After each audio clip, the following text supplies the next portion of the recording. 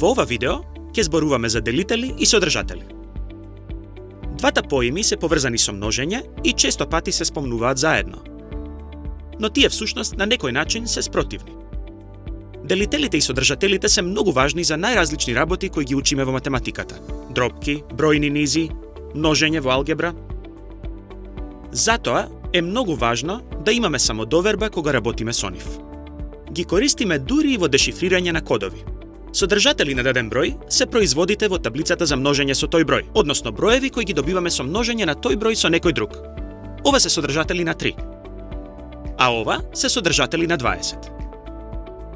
Да ги погледнеме овие делители на 20 и овие делители на 12. Што мислиш дека се делители? Делители на даден број се броеви што го делат тој број без остаток. 1, 2, 3, 4, 6 и 12 се сите делители на 12, бидејќи сите тие го делат 12 без остаток.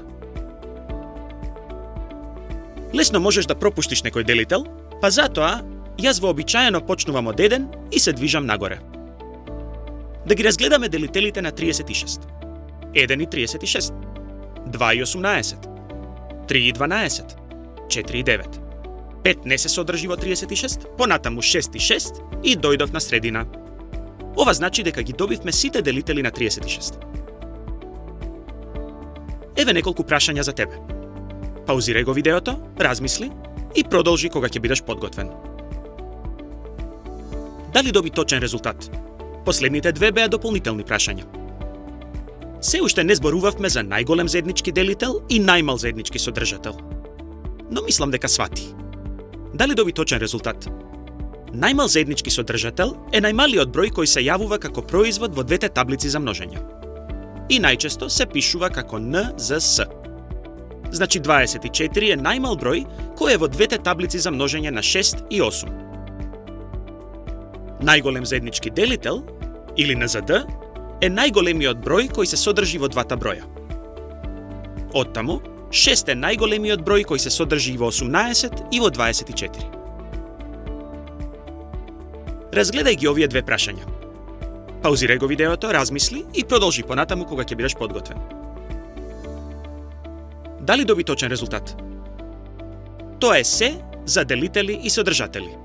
Содржателите се наоѓаат во таблицата за множење со бројот. Размисли, содржателите содржат нешто што значи дека тие се големи броеви.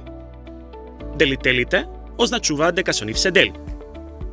Кога делиме со цели броеви, делителот е секогаш помал од деленикот, што значи дека делителите се мали броеви. За најмал заеднички содржател само ги запишуваме таблиците за множење со дадените броеви.